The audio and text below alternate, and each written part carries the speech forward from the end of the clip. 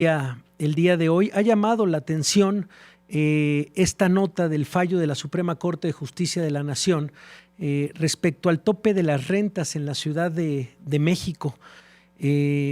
Un tema por lo menos que fue tendencia el día de ayer sobre si era una decisión de la Suprema Corte de Justicia de la Nación, si esto ya había sido determinado, y nos encontramos por ahí a través de redes sociales, a través de Twitter, un gran hilo que explicaba justamente la manera en la que, pues ya se había decidido que más bien esta era una resolución por parte de la Suprema Corte, en donde por lo menos lo que se decía era, se avalaba por unanimidad el tope máximo al incremento anual de las rentas de vivienda en la Ciudad de México. Un fallo del alto tribunal que determinaba que el aumento en los contratos de arrendamiento para uso habitacional no podría ser mayor a la inflación reportada el año anterior. Esto, por supuesto, en el contexto de los abusos que se venían dando en los últimos años en ciertas áreas de la Ciudad de México, en donde aumentaba la renta no solo 5, 10, 15%, sino hasta 50%, en algunos casos hasta el 200%, y bueno, justamente pues es parte de lo que se trató de hacer, este freno a los aumentos de renta desmedidos. La resolución se derivó del análisis del amparo en revisión promovido por la empresa inmobiliaria Urbano México, la cual pues impugnaba las reformas realizadas, como lo decía, no es nuevo, sino desde agosto de 2024 al Código Civil y a la Ley de Vivienda para la Ciudad de México.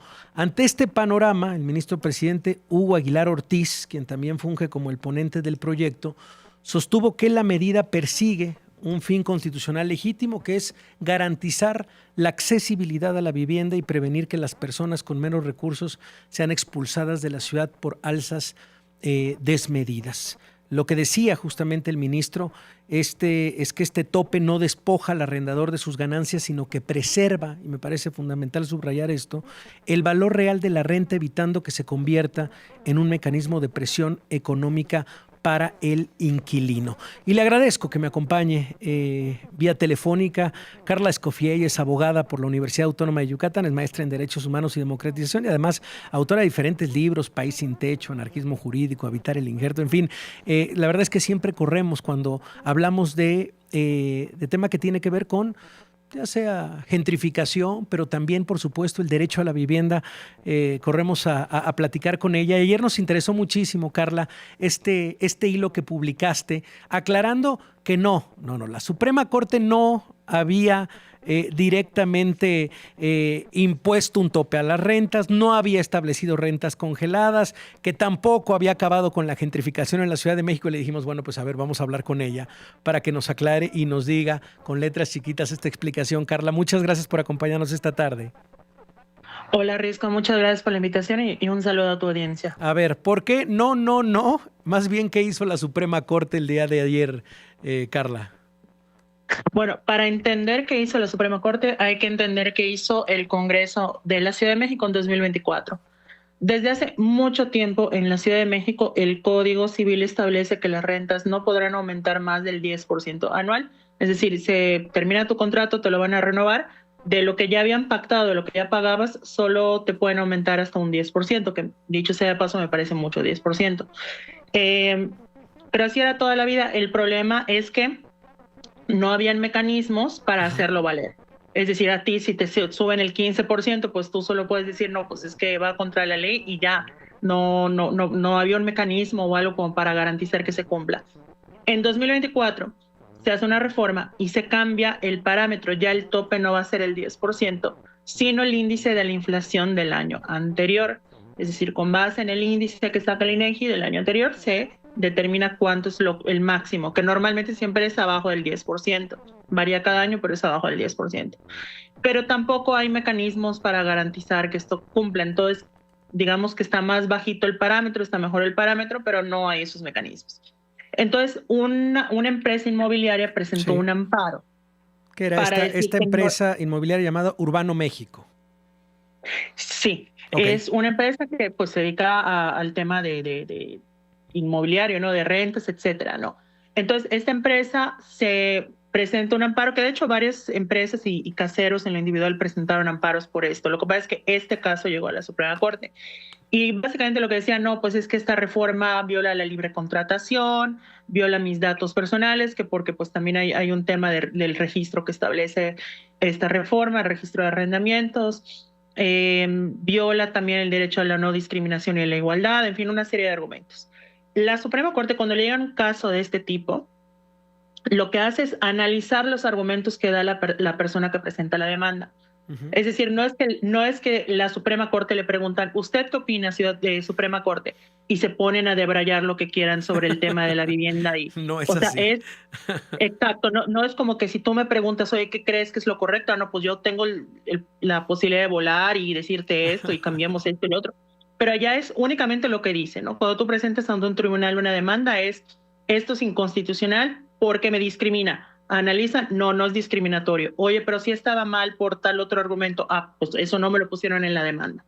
Entonces la Suprema Corte lo que dijo, no es inconstitucional, los argumentos no son suficientes, esto es completamente constitucional. Tampoco esto significa que la Suprema Corte estaba diciendo, esta es la mejor medida, esta es la mejor manera de garantizar la lucha contra la gentrificación, el porcentaje tiene que ser el del índice ¿cómo se llama?, de la inflación. No, solo dijo, no es inconstitucional lo que hizo el Congreso tomó esta decisión y es dentro de sus facultades. Es todo. Sí es una sentencia interesante porque es la primera vez que en una sentencia la Suprema Corte aborda el tema de la gentrificación y la define, que eso también está interesante. Pero digamos que eso está ya. Entonces la Suprema Corte como que dijo, está bien, y ya, pero realmente veo que en redes sociales, como no puede faltar, hay gente ya anunciando el apocalipsis y que se va a caer la economía y que la propiedad, pero la realidad es que esto lleva vigente desde el agosto de 2024. Sí, o sea, una de dos, o no se cayó el mundo con esta reforma o se cayó y no nos dimos cuenta, pero si no pasó algo antes, con esta sentencia no va a pasar nada, porque solo está diciendo que estuvo bien lo que se decidió en 2024. Oye, y con el paso de los meses, Carla, ¿fue una buena decisión? ¿Cómo se ha tomado, digamos, en la industria inmobiliaria, en los programas, digamos, perdón, los problemas, digamos, que se tenía respecto a la gentrificación? ¿Ha servido esta reforma al Código Civil, a la Ley de Vivienda para la Ciudad de México un año y medio después? Bueno, ya, esa es otra pregunta. Yo sí puedo volar, a diferencia de la Suprema Corte. Mira, a mí, a ver, el tema de la gentrificación y la crisis de vivienda, yo lo comparo un poco con el tema del cambio climático. A ver. En el sentido de que no es que hay una solución al cambio climático, hay muchas cosas por hacer. Hay unas más prioritarias, hay unas que podemos identificar que va a tener más efecto que otras, ¿no? No lo mismo que, no sé, que cambiemos del modelo energético a que dejes de usar popote, ¿no? Hay ciertas cosas que notoriamente pueden tener más impacto. Pasa lo mismo con esto.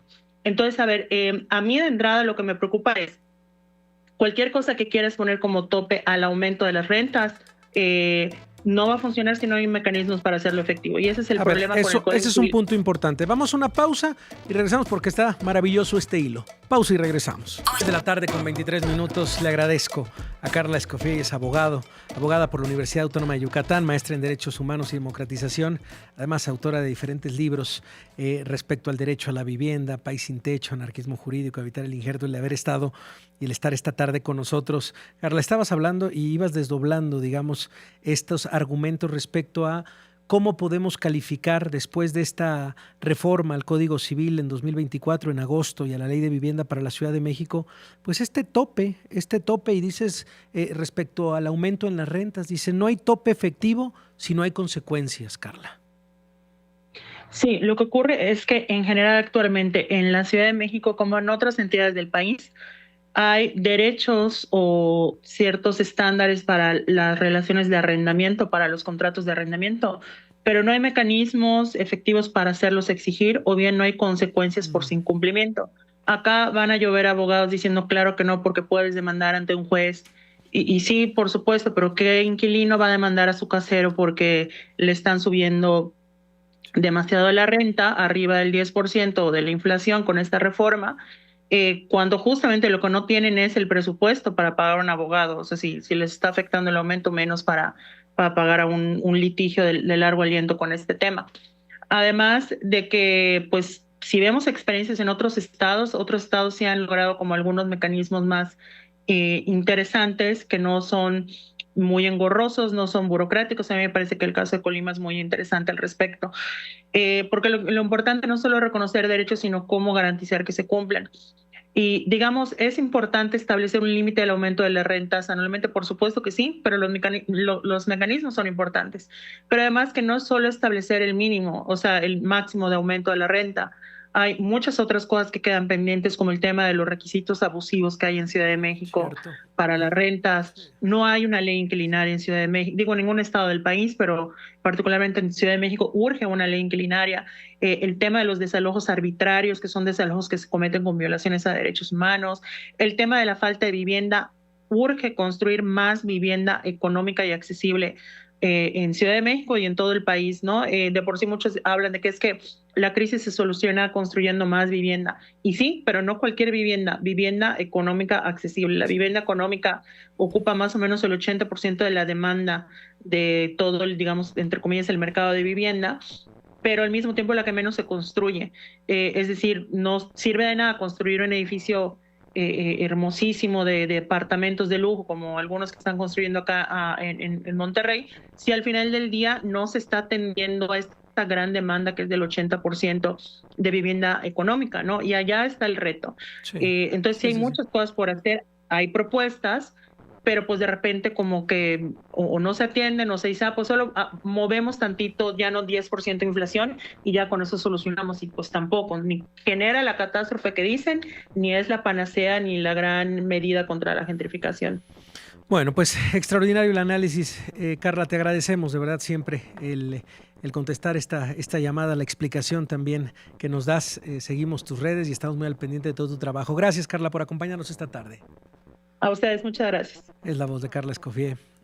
Lean sus libros, País sin techo, Anarquismo jurídico, de verdad, extraordinaria explicadora a través de redes sociales, a través de sus libros y también, por supuesto, en este espacio. A ver.